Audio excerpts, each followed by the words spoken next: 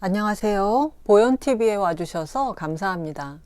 오늘 소개할 책은 하이데거의 생애와 사상을 자세히 소개한 하이데거 극장입니다.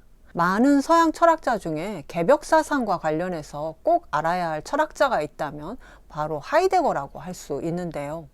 지금 인류가 직면하고 있는 전 지구적인 환경 재앙의 문제가 바로 서구가 중심이 되어 이끌어온 근대 자본주의 체제와 과학 기술 문명에서 비롯되고 있는데, 지구 멸망의 시계가 째각째각 돌아가고 있는데도 불구하고 종말을 향해 질주하는 기차의 브레이크를 잡지 못하는 것은 우리가 사는 사회 체제와 문명 자체에 심각한 문제가 있기 때문입니다.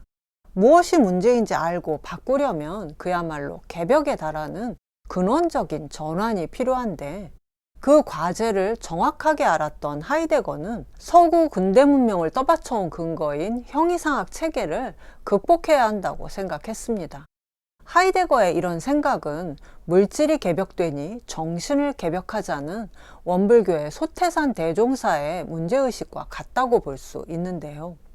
서양 형이상학 극복이 곧 개벽의 과제라는 점이 제가 하이데거를 공부하는 이유지만, 그런데 처음부터 하이데거의 저서를 직접 읽기는 너무 어렵고 또 자칫하면 그 안에서 길을 잃기도 쉽습니다.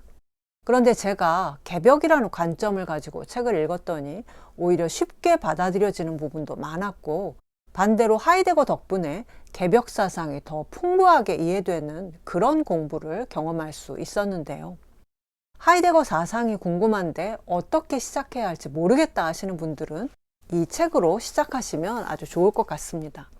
하이데거 극장의 저자는 한겨레 신문에서 서평을 주로 쓰셨고, 지금은 선임 기자로 계시는 고명섭 기자입니다. 고명섭 기자님은 니체 극장을 쓰신 분으로도 유명한데요. 니체의 인생과 사상을 소개한 니체 극장을 도올 김용옥 선생님과 백낙정 선생님께서 워낙 칭찬하시고 저서에 인용도 하셨기 때문에 언젠가는 꼭 읽어봐야지 했는데, 그 사이에 하이데거 극장이 나왔습니다. 2022년에 나온 이 초판을 사놓고 계속 표지랑 눈싸움을 하다가 작년에 창비에서 하이데거 극장이 만해문학상 특별상을 받은 것을 계기로 드디어 책을 읽게 됐습니다. 1권이 750페이지, 2권이 800페이지가 넘는 대작인데, 이렇게 두꺼운 책은 사실 읽기 쉬운 경우가 많습니다.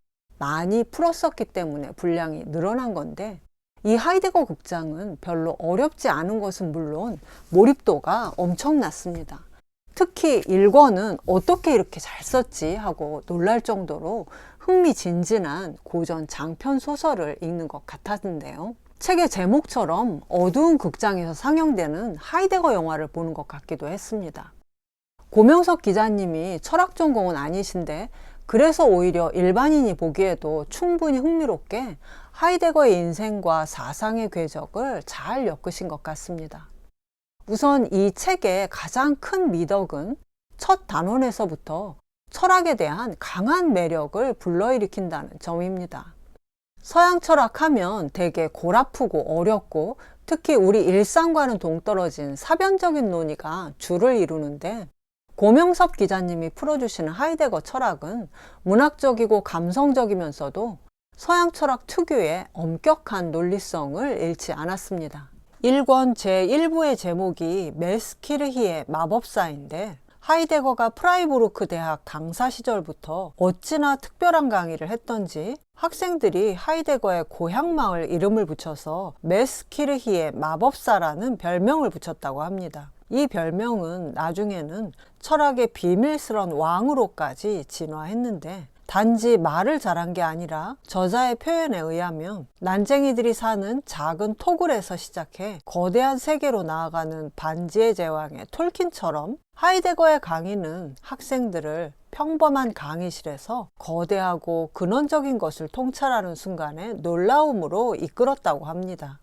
비록 하이데거의 강의를 직접 들을 수는 없지만 고명석 기자님의 설명을 따라가다 보니까 저도 하이데거 철학의 마법 같은 순간들을 곳곳에서 느낄 수 있었는데요. 뭔가 잊고 있던 아주 중요하면서도 그리운 감정을 불러일으키는 그런 힘이 하이데거 사상에 있었고, 그 점이 잘 드러난 게 이 책의 가장 큰 매력인 것 같습니다. 이 책의 두 번째 미덕은 읽으면서 서양 철학사가 쫙 정리가 된다는 겁니다.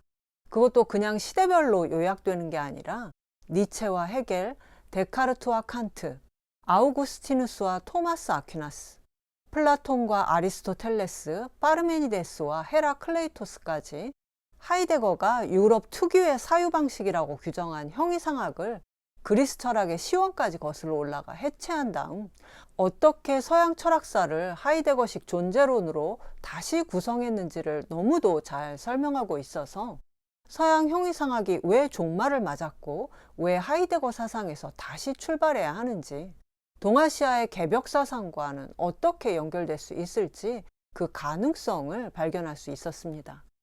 여기서 잠깐 형이상학이라는 말을 좀 설명해야 할 것 같은데요. 우리가 아는 서양 철학이 곧 형이상학을 말합니다. 아리스토텔레스가 남긴 저작을 정리할 때 자연학 바로 뒤에 나오는 논술들을 자연학 이후라는 뜻의 메타피직스라고 이름을 붙였는데, 근대 일본 학자들이 서양 철학의 제1철학인 존재론에 해당하는 메타피직스를 형 이상의 것을 다루는 학문이라는 취지로 형이상학이라고 번역했습니다.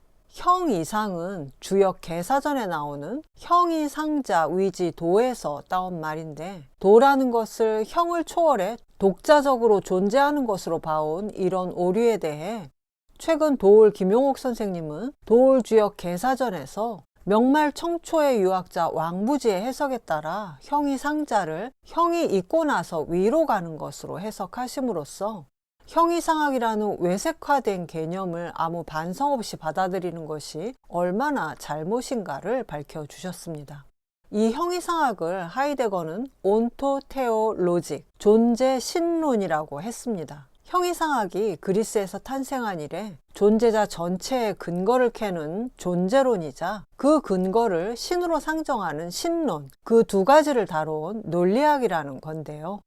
존재론이자 신론인 형이상학의 본질이 잘 드러나 있다는 점에서 제가 보기에는 하이데거의 명칭이 가장 나은 것 같습니다. 아무튼 이렇게 형이상학이라는 이름에서부터 걸려 넘어지게 돼 있어서 우리가 서양 철학을 제대로 이해하기가 얼마나 어려운지 짐작할 수 있는데요.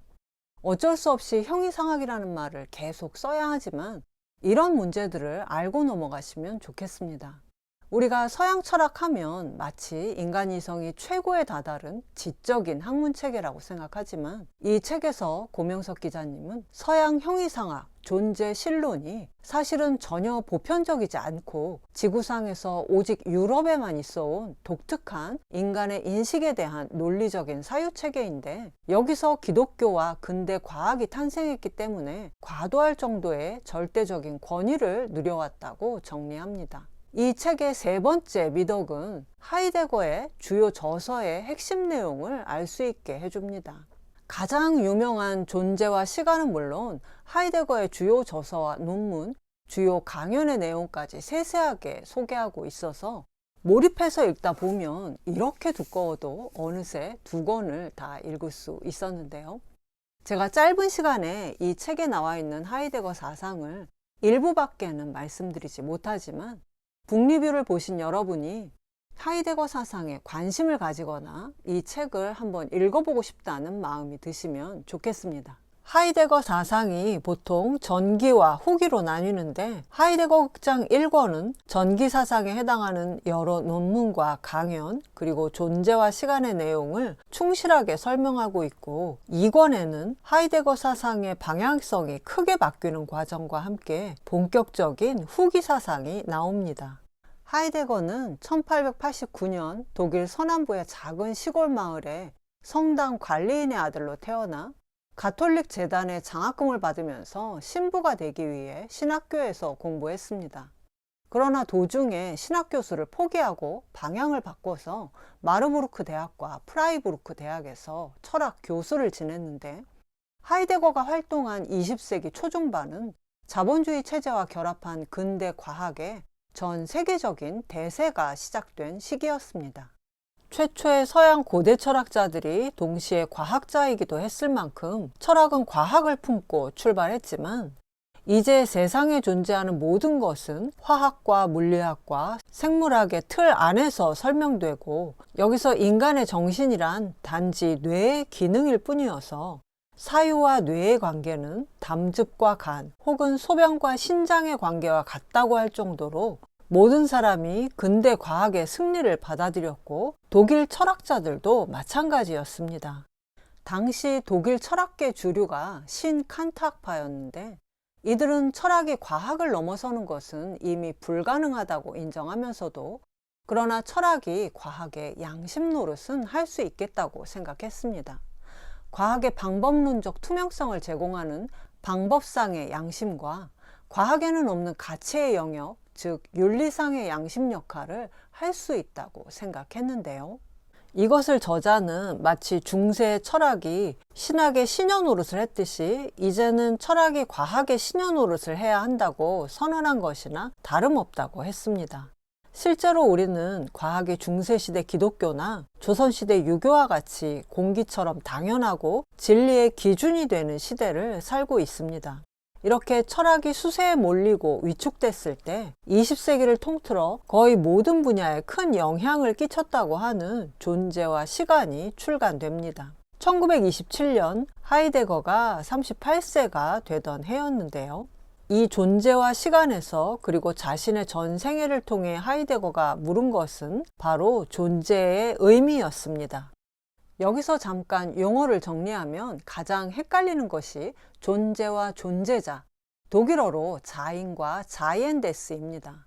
우리말 존재는 존재함, 있음을 뜻하기도 하지만 대부분 자이엔데스에 해당하는 존재하는 것, 존재자를 가리킵니다. 저 쓸모없는 존재 할 때는 명확하게 어느 존재자를 말합니다. 그런데 독일어 자인은 그냥 존재로 번역하면 존재와 존재자를 동시에 의미하는 우리말과 부딪혀서 거기서 오는 혼란이 큽니다.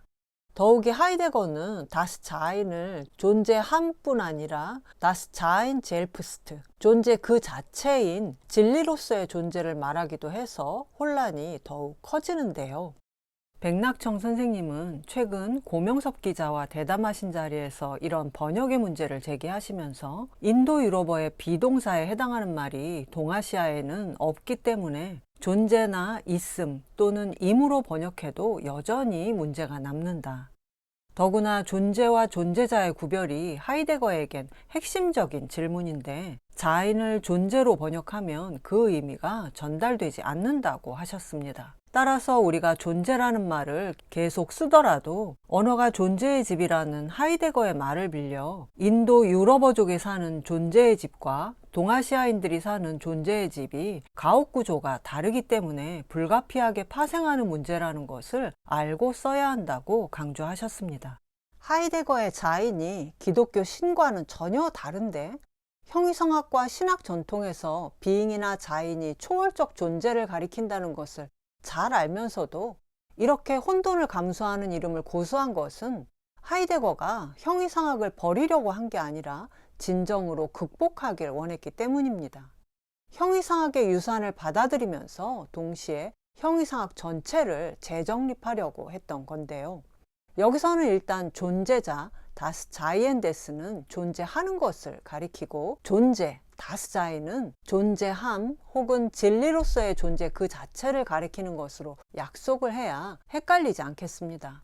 존재와 존재자를 분리해서 사유한다는 게 대단히 어색하고 어렵지만, 우리가 존재를 가장 잘 느낄 수 있는 때는 예를 들면 한밤중에 잠에서 깼을 때 어둠 속에서 가장 가까운 사람들이 숨쉬고 존재한다는 신비와 경이, 그리고 이들이 언젠가는 존재하지 않을지도 모른다는 미래에 대한 염려와 불안, 이런 것을 느낄 때 우리는 존재의 신비를 가장 잘 사유할 수 있는 상태가 됩니다.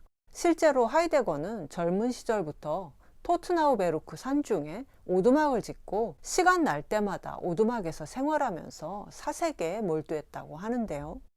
그런데 날이 밝고 세상에 던져진 상태에서 일상에 몰두하다 보면 어느새 그런 기분은 사라지고 마는데, 하이데거가 이런 염려와 불안 같은 기분을 형이상학의 주요 주제로 삼은 것도 서양 철학사상 거의 유례가 없는 일이었습니다. 이 존재함, 아무것도 없을 수 있는데 내가 존재하고 나의 가족과 사회와 이 세계가 존재한다는 것은 의심할 수 없는 사실입니다. 그러나 단 한 번도 흔히 존재론이라고 알려진 서양 형이상학에서조차 이러한 존재의 의미를 제대로 물은 적이 없고 오히려 존재 망각에 빠져 있었다는 것이 하이데거 사상의 출발점인데요. 하이데거는 20세기를 존재 망각에 빠진 인간이 기술 문명을 통해 자연을 지배함으로써 무슨 일이든 견뎌낼 수 있고 전적으로 행복해질 수 있다는 의지의 생각을 가진 위험이 극에 달한 궁핍한 시대 세계의 밤이라고 했는데, 고명석 기자님은 인간이 존재 망각에서 깨어나 역사의 새 장을 여는 개벽의 순간이 오기까지 궁핍한 시대는 끝나지 않을 것이다, 이렇게 하이데거의 형이상학 극복을 개벽과 연관지어 표현했습니다. 하이데거는 막다른 곳에 이른 서양 문명과 철학의 제2의 시원을 열기 위해 서양 철학의 역사를 거슬러 올라가는데, 그 결과 2000년 이상 서양 존재론에서 다루어진 것은 존재자였지 존재가 아니었다고 단정합니다. 플라톤의 이데아와 아리스토텔레스의 제1원인, 기독교의 신까지 시간을 초월한 존재자를 상정한 것이기 때문에 존재 자체에 대한 물음은 아니었다는 건데요. 실제로 하이데거 이전의 서양 철학은 존재라는 것을 단순히 있음을 의미하는 것에 불과하다고 봤기 때문에 철학의 주제로 삼지 않았습니다. 또한 시간 속에 존재하는 모든 것은 덧없이 사라진다는 이유로 시간 또한 철저히 철학 논의에서 배제해 왔습니다. 이런 기독교적이고 형이상학적인 진리관을 부정하고 극복하려고 몸부림친 사람이 바로 니체였는데, 하이데거는 이런 니체의 철학을 높게 평가하고 니체가 말한 복수로부터의 해방이 시간을 혐오해온 서양 철학을 극복하는 과제를 의미한다고 해석했습니다. 시간에 대한 부정과 혐오에 기반한 서양 철학과 정확하게 반대되는 지점에 있는 것이 바로 시간 속에서 생겨나고 변화하는 모든 것을 생생지역으로 긍정하는 동아시아 사상인데, 하이데거는 존재의 의미를 서양 철학이 외면해온 바로 그 시간 속에서 규명하겠다고 선언했고, 그래서 나온 책 제목이 바로 존재와 시간입니다. 존재와 시간을 저도 한 권 사긴 했는데요. 하이데거 강의는 아주 좋았다고 하는데 책을 슬쩍만 살펴봐도 굉장히 어려워 보여서 본격적으로 읽지는 못했습니다. 하이데거가 형이상학 극복을 위해 익숙한 형이상학적 개념을 버리고 낯선 용어를 만들어 사용했기 때문에, 그래서 독일인들조차 화성인의 언어라고 했을 정도로 무척 어려운 책으로 알려져 있습니다만, 다행히 고명섭 기자님이 설명해 주시는 존재와 시간의 핵심 내용은 굉장히 흥미진진합니다. 그래서 하이데거 극장 북리뷰 2부에서는 프랑스 철학계를 비롯해 전 세계 사상계에 엄청난 영향을 끼친 하이데거의 존재와 시간의 핵심 내용을 제가 정리를 해보겠습니다. 그럼 2부도 꼭 봐주세요.